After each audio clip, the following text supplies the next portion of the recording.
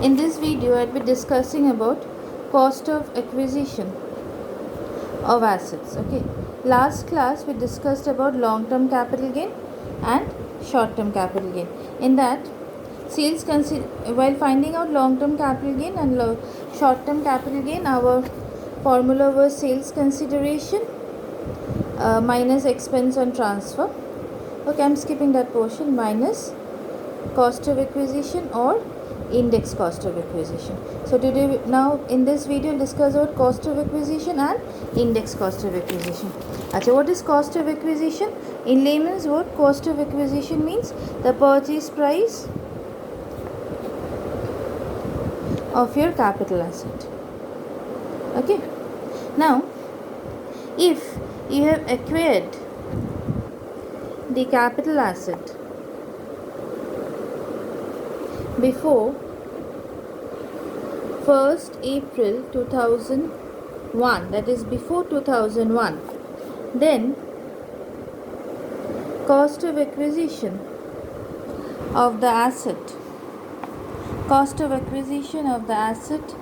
would be actual cost of acquisition.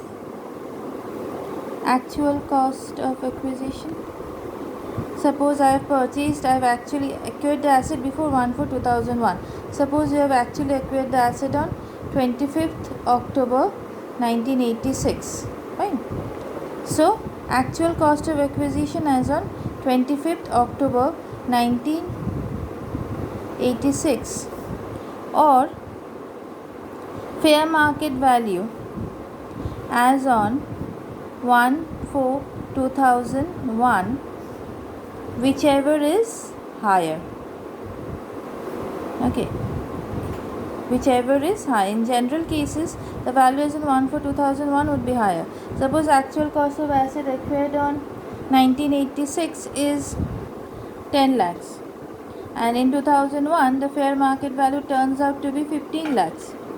So your cost of acquisition over here would be 15 lakhs only. Okay. Now let us come to this thing, indexation.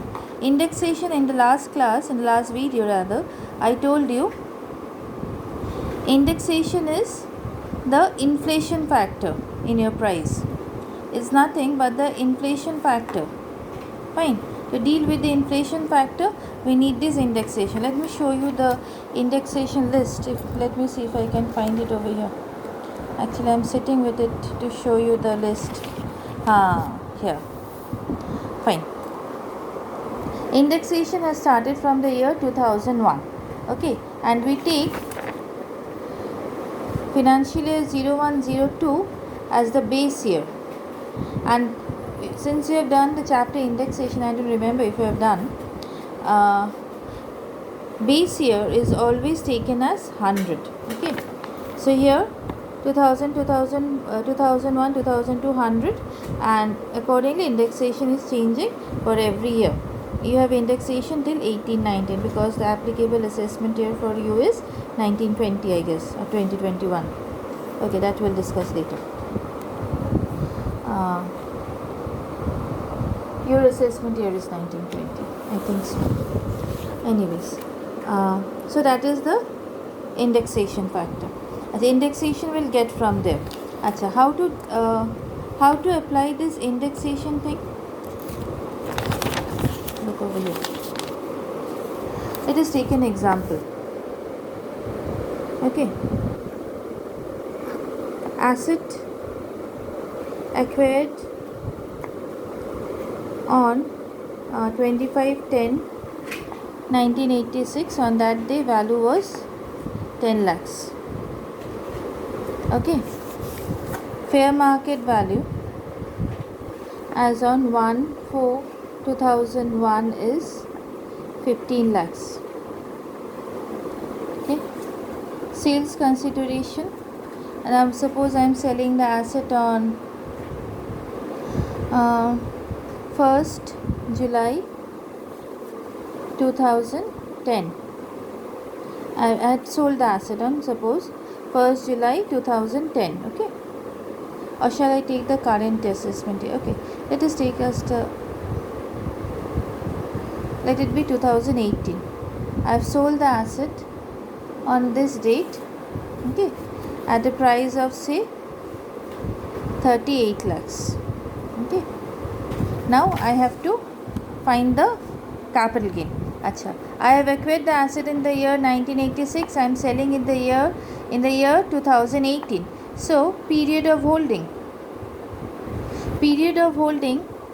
helps us to decide if the asset is a long-term capital asset or a short-term capital asset. I am holding the asset since year 1986 till the year 2018. That means I am holding it for more than 36 months. That is simply speaking 3 years. Oh, this is what kind of asset is this? Achha, let us consider it as other asset. I am not considering it as an immovable property. Let us consider this is an other asset, right? So period of holding is more than 3 years. So it is so the gain that you will be earning by selling this asset is long-term capital gain. So sales consideration, how much? Sales consideration is 38 lakhs.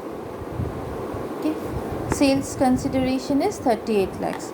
Less, since this is a long-term capital asset, here will not be deducting cost of acquisition. Look over here. Sales consideration minus cost of acquisition, index cost of acquisition. Cost of acquisition is for short-term assets. Index cost of acquisition is for long-term asset. So this we have decided as long-term asset. The data says that is a long-term asset. So index cost of acquisition comes to Baba, do not comes to 15 lakh. Acha, one more thing. The asset has been acquired before 1st April 2001. When the asset will be acquired before 1st April 2001, then cost of acquisition or fair market value as on 1/4/2001, whichever is higher, will be my cost of acquisition, not index cost of acquisition, but I need index cost of acquisition. So let me write down the index cost of acquisition, 15 lakh. So cost of acquisition is 15 lakhs. Now we will do the indexation. Okay. Indexation, when I am selling it in the year 2018-19. So let me find out the indexation for the year 2018-19. Indexation for the year 2018-19 is 280, right?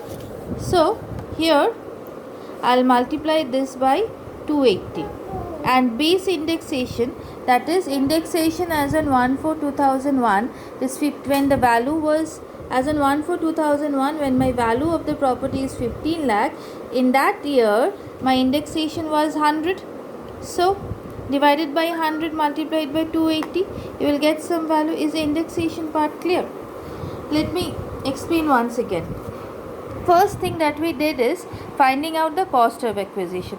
Since the asset is acquired before 1/4/2001, so in that case I'll take the value, then cost of acquisition would be actual cost of acquisition, that is 10 lakhs, or fair market value as in 1/4/2001, whichever is higher. So my cost of acquisition comes to 15 lakh. Okay. Now the next step is finding out if it is a short-term capital asset or a long-term capital asset. Accordingly would be my capital gain. Since my period of holding is from the year 86 to 2008, that is more than 36 months, so it's a long-term capital asset. Accordingly, the gain would be long-term capital gain. Fine. So since it's a long-term capital gain, I have to find out index cost of acquisition, not cost of acquisition.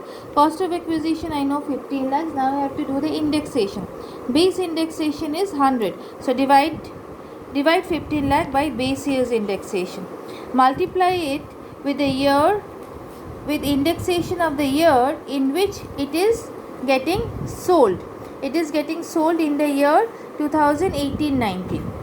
Okay. How do we find out index cost of acquisition? Cost of acquisition divided by indexation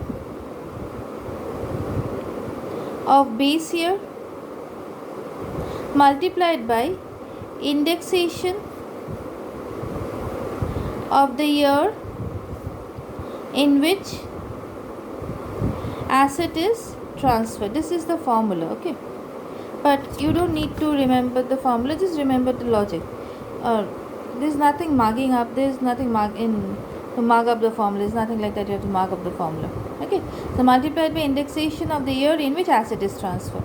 So indexation of the year in which asset is transferred is 28. It would end up in some figures, fine? So accordingly we can calculate whether I have incurred a gain, whether it is LTCG or LTCL. Since I don't have calculator at this moment, I am not calculating it, but this is the procedure of finding out long-term capital gain or long-term capital loss.